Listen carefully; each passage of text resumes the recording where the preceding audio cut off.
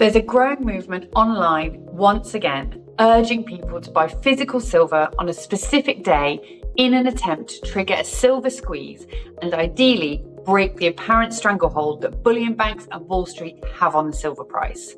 The date is March 31st. The goal? Stack silver, spark a buying frenzy, and send the price flying. Again.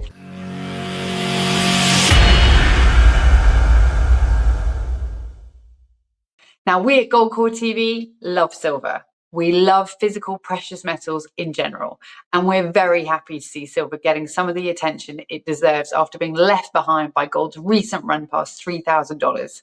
So today, we're diving into the story behind this renewed silver squeeze, what's real, what's hype, and why we think this moment deserves your attention. And yes, before we're done, we'll tell you about a silver offer we've put together that, frankly, just makes sense right now. So let's take a look. But first, let's talk about what's actually going on behind the memes, beyond the hashtags, because there's a story here, a familiar one, and it's worth unpacking. Not just what this March 31st movement is all about, but where it's come from, what it's really trying to achieve, and what history tells us about how it might play out. We'll talk about why people believe the silver market is being manipulated, how past attempts to squeeze the price have fared, and what all of this means for smart investors who, like us, still believe in holding the real thing, the physical metal, no matter what the spot price says. So let's talk about silver. Let's talk about short squeezes, short memories, and whether anything might actually be different this time around. This latest wave of silver enthusiasm began with a detailed report from financial commentator Jesse Colombo, a name well known in precious metal circles. And he laid out in great, clear detail the case that silver prices are being systematically suppressed by bullion banks. Now, that report went viral.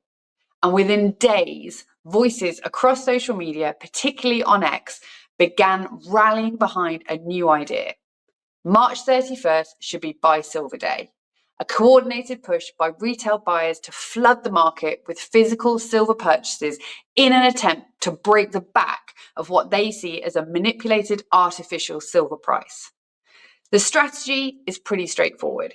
If you believe that silver is being suppressed via massive naked short positions in the paper markets, primarily COMEX, then a large enough wave of physical buying could, in theory, trigger a supply crunch. That crunch could then force the bullion banks to cover their short positions at rising prices, creating a feedback loop or a short squeeze, sending silver prices soaring. Some analysts, like Jesse Colombo, estimate that banks such as JP Morgan and UBS hold short positions equivalent to over 200 million ounces of silver, which means, at least on paper, they could lose over $200 million for every $1 the price of silver rises. Naturally, the silver community is excited. But if all of this sounds a little familiar, it should. Back in early 2021, in the afterglow of the GameStop short squeeze, retail investors, largely through Reddit, turned their attention to silver. And posts exploded, encouraging people to buy silver to break the banks. The result? A short-lived spike. Silver jumped to over $30, but briefly. ETFs saw record inflows and bullion dealers were flooded with orders. For about 48 hours, it felt like something big might happen. And then it didn't. The price fell back, the momentum faded, and Wall Street mostly carried on as normal. Even the Financial Times scratched its head. On February 2nd, 2021, they reported that more than 1 billion ounces of silver had traded the day before, over 3 times the norm. And yet, silver dropped 8% the very next morning. Veteran traders pointed out that unlike GameStop, there was no enormous short position to squeeze. In fact, hedge funds and speculators were net long. And many analysts argued that the supposed target, big banks like JP Morgan and HSBC, weren't actually exposed. They were more likely making profits from ETF flows and hedging activity. Some traders even suggested the whole thing was a pump and dump orchestrated by savvy insiders using retail euphoria to offload at higher prices. So while the 2021 episode made headlines, it also showed perhaps the limits of retail enthusiasm. And as one precious metals trader put it, who is being targeted here? And who ends up holding the bag? Now let's tackle the big question. Is silver manipulated? There's plenty of smoke, Major banks, JP Morgan included, have been fined for manipulating precious metals markets. There's a long history of spoofing, wash trades, and some undeniably dodgy behavior. And then there are the charts. Jesse Colombo and others point to silver slams that take place almost exclusively during New York morning trading hours, with silver repeatedly crushed just as it tries to break through key resistance levels. The data going back to 2007 does suggest a suspicious pattern. And there's even a parody account online called Mr. Slammy, who takes victory laps every time silver gets smacked down in the morning. It's funny until you check your portfolio. But this systemic, coordinated, top-down suppression, that's harder to prove. Academics argue that silver has always moved in cycles, and that if manipulation is real, it can only ever be short-term. As the price drops, demand rises, especially from industrial buyers, and price ultimately adjusts. That's the argument anyway.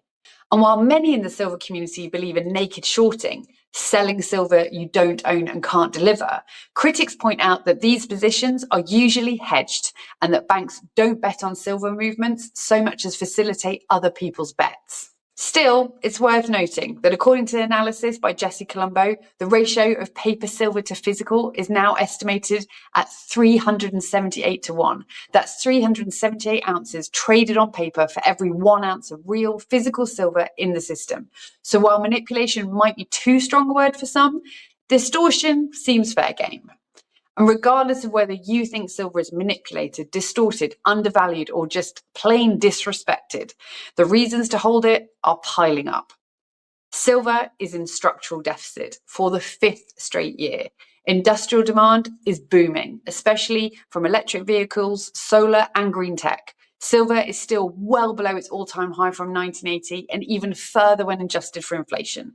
And the gold-silver ratio remains extreme, with over 90 ounces of silver needed to buy a single ounce of gold, way above the long-term average of 60 to 70.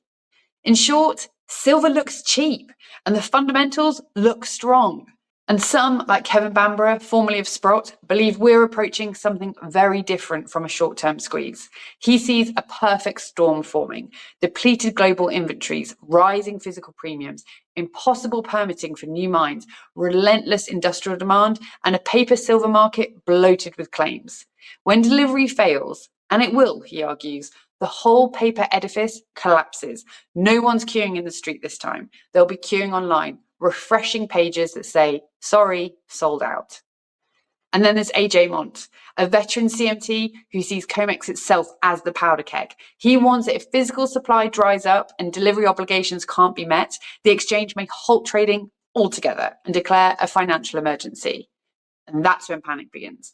COMEX scrambling, brokers restricting trades, and silver, finally, is off the leash. As one ex-user put it, if you can afford a movie night or takeaway, you can afford an ounce of silver. Stack that instead. And look, silver has real world power, literally. It's antimicrobial, it's hospitals, solar panels, satellites, and your smartphone. Ancient civilizations stored water and wine in it to keep it clean. Today, it's in tech, it's in medicine, it's in your stack. Silver is power. The more experienced voices in the community are urging caution. They say, don't get over leveraged. Don't buy just because it's trending. Buy when you can, stack when the price dips, and hold. This is a long play, not a get-rich-quick scheme. And they're also very clear: hold physical, not ETFs, not derivatives, not paper. If you can't hold it in your hand or store it securely, do you really own it? And we couldn't agree more. The reality is, if there's ever going to be a real silver squeeze, it won't be because people clicked buy on an ETF. It will come from genuine demand for physical metal, from investors, from industry, from people wanting financial independence outside the digital and credit systems. And that's the world that GoldCore has always been part of, because we're not here to burst bubbles. If people want to stack on March 31st, great. If it helps draw attention to the silver market, fantastic. If it gives people a sense of community and purpose, good for them. But let's not kid ourselves. If you're expecting fireworks on April 1st, you may end up disappointed again. Because the silver squeeze isn't going to come from hype. It's going to come from long-term fundamentals, from structural deficits, from industrial demand outpacing supply, from people all over the world quietly stacking real silver out of the system, off the grid. The real silver squeeze won't be a Reddit post. It'll be a vault running low. It'll be a mint going dry and delivery delayed. And when that moment comes, when demand collides with reality, you'll be glad you were holding the real thing. So yes, let's get excited. Let's talk about silver. Let's share the memes, support the community, but keep stacking for the right reasons, not because of a date on the calendar. Because silver is wealth, and wealth held outside the system, well, that's freedom. And if you are planning to take part on March 31st, or frankly, any day you decide that holding physical silver makes more sense than trusting paper promises, then we've done something a bit different here at GoldCore. We figured that the best way to support this moment wasn't with hype, but with action. So ahead of the squeeze, we're offering 100 ounces of physical silver, real coins, for just $1 per coin over spot. That's it. No inflated premiums. That extra buck per coin is simply there to cover delivery. And yes, that's for US delivery only. Because if this whole movement is about getting real silver into real hands, then let's actually do it. No drama, just the metal, close to spot, delivered to your door. So what do you think? Is the silver market manipulated? Are we going to see big things on March 31st? Hit subscribe, let us know in the comments below, and click that offer.